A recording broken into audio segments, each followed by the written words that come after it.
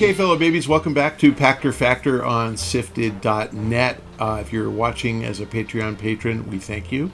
If you're watching as a Twitch Prime member who's remembered to link your Amazon Prime account to your Twitch Prime account, we're getting paid. Your name is floating right below on the ticker. If you don't see your name, you blew it.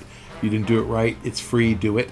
If you are subscribing on YouTube, thank you. And if you're doing none of those things, follow me on Twitter at Michael Pachter. Let's get to today's question from Twitter, from @GavinJames87. Horizon Forbidden West was just delayed into 2022. Ooh, shocker. And there are no big PS5 exclusives for the remainder of 2021. Sony is facing stiff competition from Xbox Series X and Game Pass, and this seems like a pivotal holiday season. Will it have an impact on its sales? Does this provide an opening for Xbox?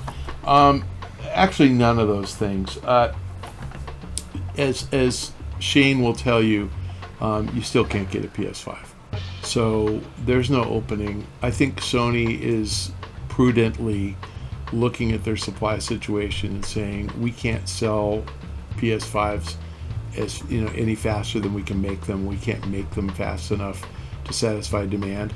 So why have a console seller like Horizon Forbidden West as a software launch this holiday if we can't satisfy incremental demand for hardware that drives? And I think that's it. I think they've done their manufacturing plan for the year, and they've looked at the supply chain, and they just can't make enough to satisfy demand, and they're not worried about it.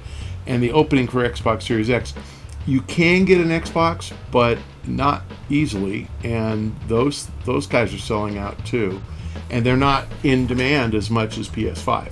So, nobody's given out numbers yet. I think Sony might have once. Sony gave out a 10 million unit number or something once. Microsoft hasn't even said that yet. So, no, I don't think that anybody's buying an Xbox that's a PlayStation owner or buyer. There's been a time when the Xbox 360 came out, and it was really good, and it was suddenly like competitive, and it was ahead of the PS3, so it was a year ahead. I think a lot of people said, I'll give it a try. But since that, the Xbox One, I don't think ever. I think PlayStation owners bought PlayStations and Xbox owners bought Xboxes. And those who want to play both companies' first-party software are going to buy both. So I don't think an Xbox sale is a lost PS5 sale. I just don't think that's the case. So the answer to your question is I don't think it matters. And I think Sony, remember Herman Hulst? Herman Hulst is the new head of Sony Studios, but he ran the Horizon developer. And I think part of it, his decision, this is his baby, and his decision to delay isn't taken lightly. I think he wants the game to be Game of the Year. So I think he's launching it so it's Game of the Year next year. And it's got a good shot at being Game of the Year next year.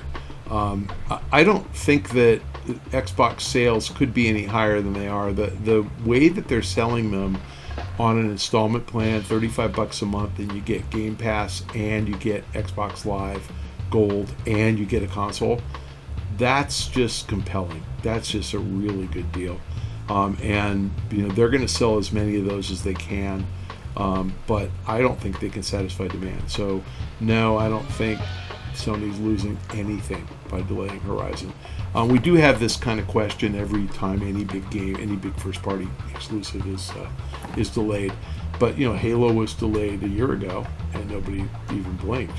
And I assume it's still coming out this year, right? We think it's coming out this year.